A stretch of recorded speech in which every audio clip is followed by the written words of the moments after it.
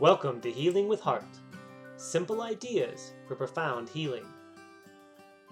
These videos are meant for informational purposes only, not intended to diagnose or treat medical conditions. Hey guys, Dr. Martin Hart here. Today I want to talk to you a little bit about scars. So if you've had an accident or an injury or maybe even a surgery, a lot of times you have scar tissue left over, right? Where the body's trying to knit together and heal a major wound. And those are good. We need them. But for many patients suffering with a chronic illness or a chronic injury or even chronic pain, those scar tissues can be dysfunctional. Why is that? Well, those scars, number one, they heal at a positive polarity.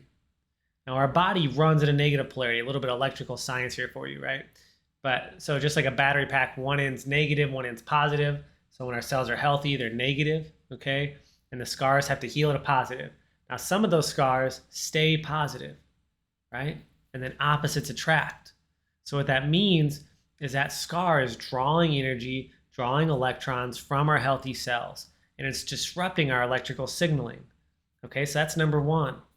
Number two, those scars can block the meridians and energy circuits of their body that connect our organs together, right? And help our electrical circuits flow. Because of that positive polarity, they block that signal. Now, from a neuromuscular standpoint, like from your brain and spinal cord to your muscles, you telling them to do something, right? That scar can disrupt neuromuscular signaling. So I've seen, for instance, where scar tissue in the shoulder, maybe from a surgery or whatnot, is preventing the rotator cuff muscles from being as strong as they can. So even when you try to hold them up, they've got nothing. The range of motion is decreased because their muscles aren't strong enough to make that happen. Okay? And then we go in and we clean up that scar tissue, and suddenly, boom, that rotator cuff can hold strong. Suddenly we've got way better range of motion just by cleaning up that scar a little bit, doing a little bit of scar work. It can also restrict the connective tissue because it gets tight, right? It pulls it down. That scar is knitting everything together. So it can create tension and tightness in the fascial network and connective tissue. It can be hard on the body. That's what happens with like things like capsular syndromes and things like that. It gets tight and pulls in there. And so we might need to release a scar for that. And on top of that, those scars can hold infections in there. So someone with Lyme disease and things like that, that scar might be trapping some Lyme disease. They're great breeding grounds for biofilms. They can hold toxins. Now, here's a big one. They can hold trapped emotions. Okay? Candace Pert talks about how the scar tissue can hold the neuropeptides that trap emotions in there.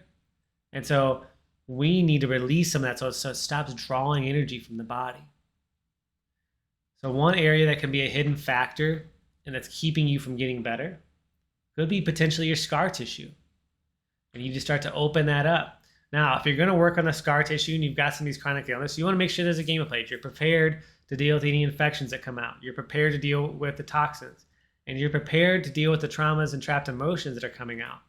So often if I'm doing scar work with a client, right, if I'm doing some scar release work, which might involve lasers and various essential oils, proteolytic enzymes, different massage techniques, there's different acupressure and acupuncture techniques that I've been trained in that we work with, we're also needing to do inner work, emotional work at the same time so that they can process through all of that. And it can be very, very transformative to go through a scar release work. So I've seen it, like I said, restore range of motion to a joint, restore strength to a muscle. I've seen it take an emotional burden off of someone. I've seen it free up the ability for an organ to function. So if somebody has had a lot of like abdominal surgery, for instance, that scar tissue is putting so much pressure on the organ. Well, we've seen it restore function to organs. Scars could be holding back your case. So don't neglect to do a little bit of scar work. I'm constantly asking clients, hey, do you have any scars that I don't know about that we need to work on? And then we can go in there and clear those out and start making a difference. And sometimes that's a reason why cases, for instance, we're doing all the right stuff otherwise, the right detox protocols, the right immune support, the right nutrient protocols, the right diet, but they're still not making the progress we want to see. Turns out they've got a scar we got to work on. And then it opens the case back up. So if you've got some scars, talk about them below. If you had scar work help you out, talk about how you did it. I want to see what's worked for you on that front. Share this video if you found it useful. Take care.